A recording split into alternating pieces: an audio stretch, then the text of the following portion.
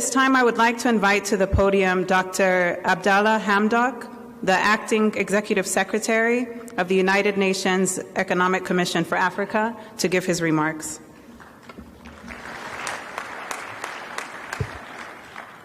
Thank you, MC.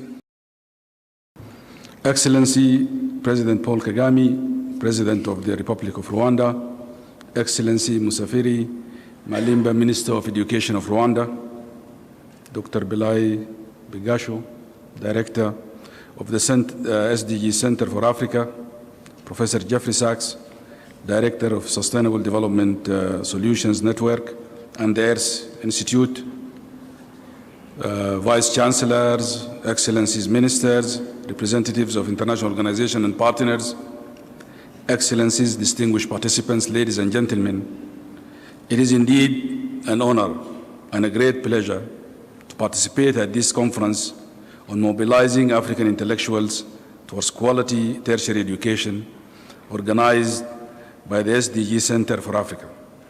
Allow me to sincerely thank the government and the people of Rwanda under the able leadership of His Excellency President Kagame for their generosity, warm welcome, and for hosting this conference.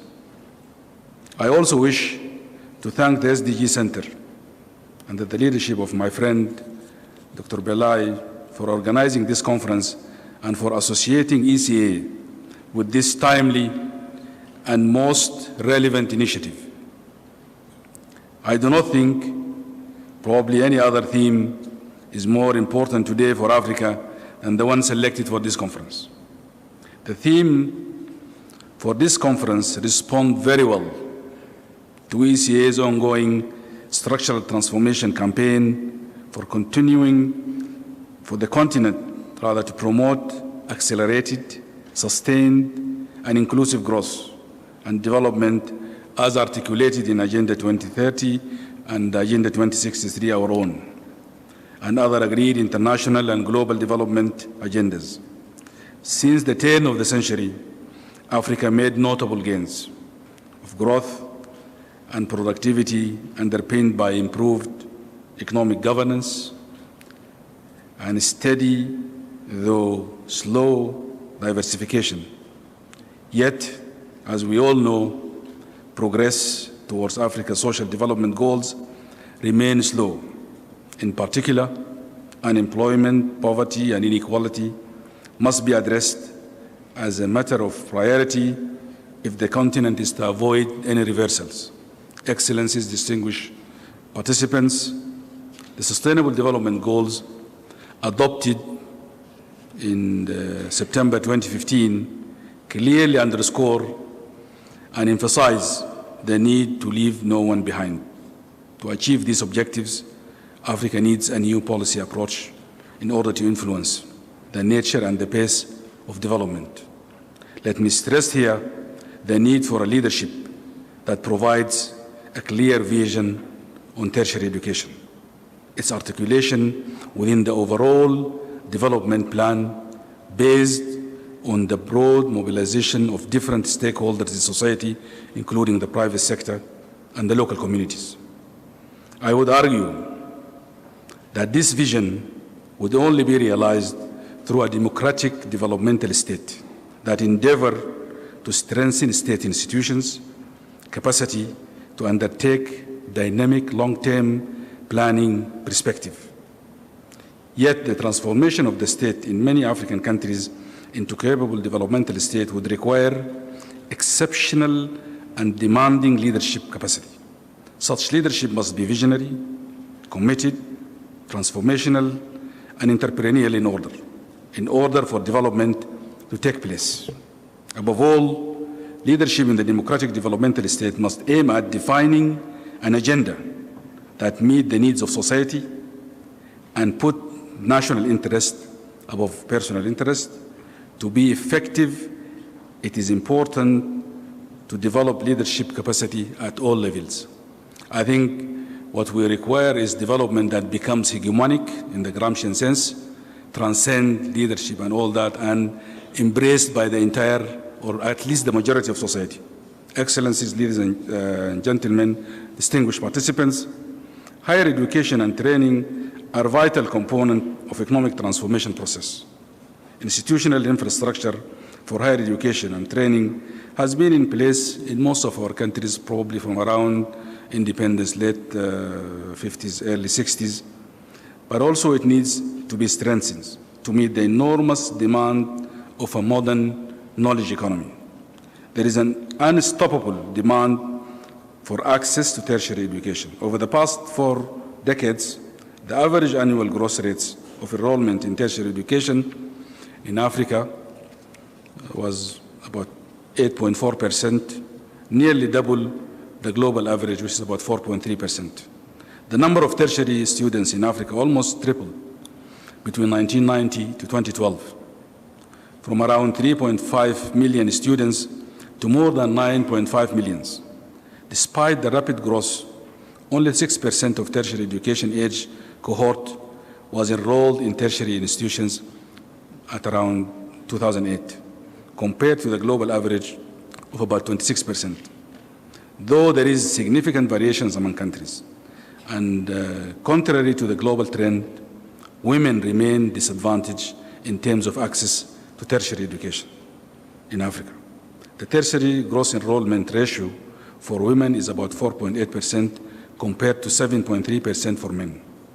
But at the same time, because of the youth bulge, many countries are struggling to create jobs for the increasing number of youth entering the job markets each year. It is estimated that in the next 10 years, Africa will need to create 110 million new jobs to absorb the current and future labor force. It is now abundantly clear that Africa's current growth pattern does not create enough jobs for growing. The fast-growing African countries have a high level of youth unemployment, especially among the youth with secondary and university education. Even though many countries face shortage of skilled workers, it's a paradox. We're having all these graduates who are yet to meet the demand of the labor market. To reverse this trend, African countries need to focus on mobilizing their economies and developing an educated and skilled workforce. Increased demand for secondary and tertiary education is encouraging, but only a first step. A lot more needs to be done to respond to the demand of a knowledge economy. Therefore, Africa must have well-equipped universities and institutions for tertiary education and a committed pool of African intellectuals, human resources, to provide solutions to the challenge facing the continent. High-quality universities and technical education institutions provide a competitive advantage in the global economy. Excellencies, distinguished participants, ladies and gentlemen, we all know that Africa's system of tertiary education faces enormous challenges in providing the necessary education, research, and services needed for the continent to advance. I would like to highlight just a few of them, maybe focusing on 4. First, there is a need for a stronger emphasis on quality, with growth in demand for the tertiary education. As we observe, the increased demand for tertiary education has led to a mushrooming of private universities across the continent. Though the model for private institutions differs from country to country, there are many challenges facing these sectors. And I think the growth in private institutions has shifted the mandate for national governments towards building, supporting, and monitoring this sector. The need to regulate private institutions with emphasis on features such as accreditation, qualification, and curriculum development so that they offer good quality education and qualifications. Second, most African universities suffer from the effect of scarce financial resources. This is, I'm stating the obvious here. The current budget allocation average towards public higher education is less than 1% of GDP and has not increased since 2010. Of course, there is diversity among countries in that. The legacy of colonialism has influenced both the design and the curriculum and the choice of subjects of study.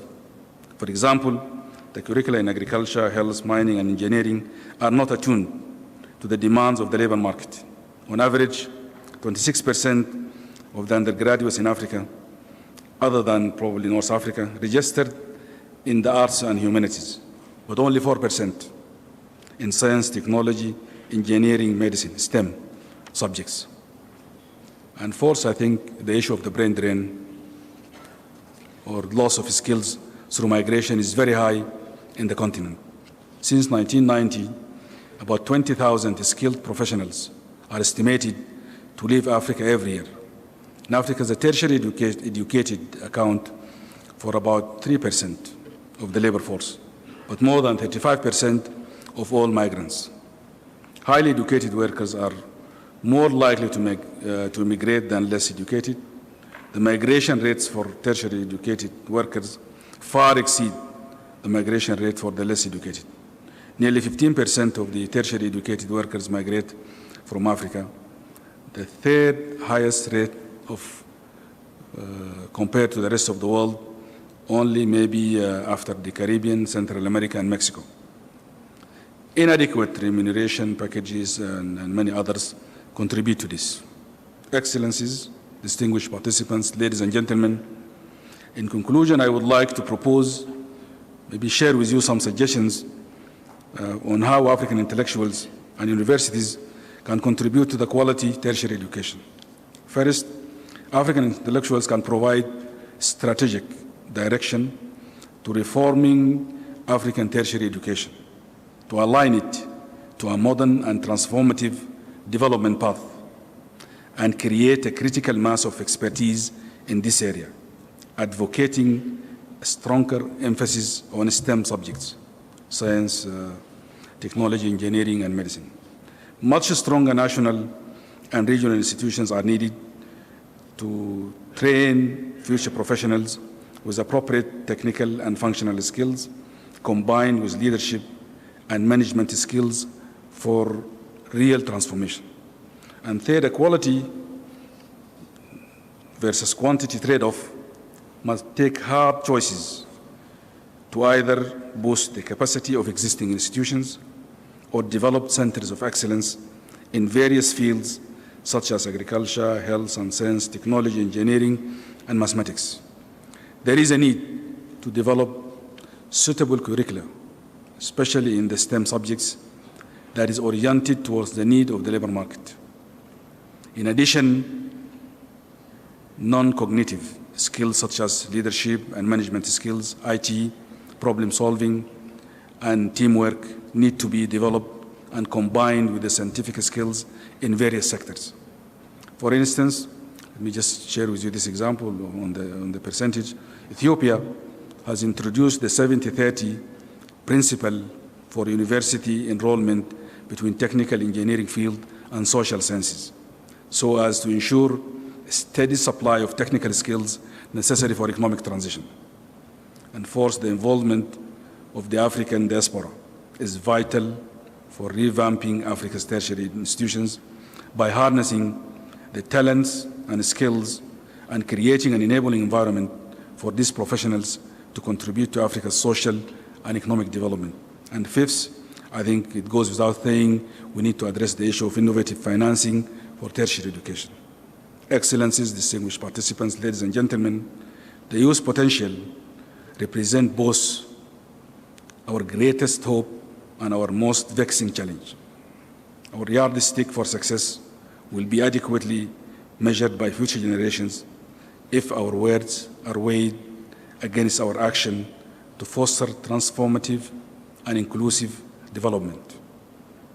This conference provides us the opportunity to do so, and I would like to conclude by thanking the SDG Center for Africa once again for organizing this meeting. I wish you fruitful deliberation and thank you for your kind attention. Thank you.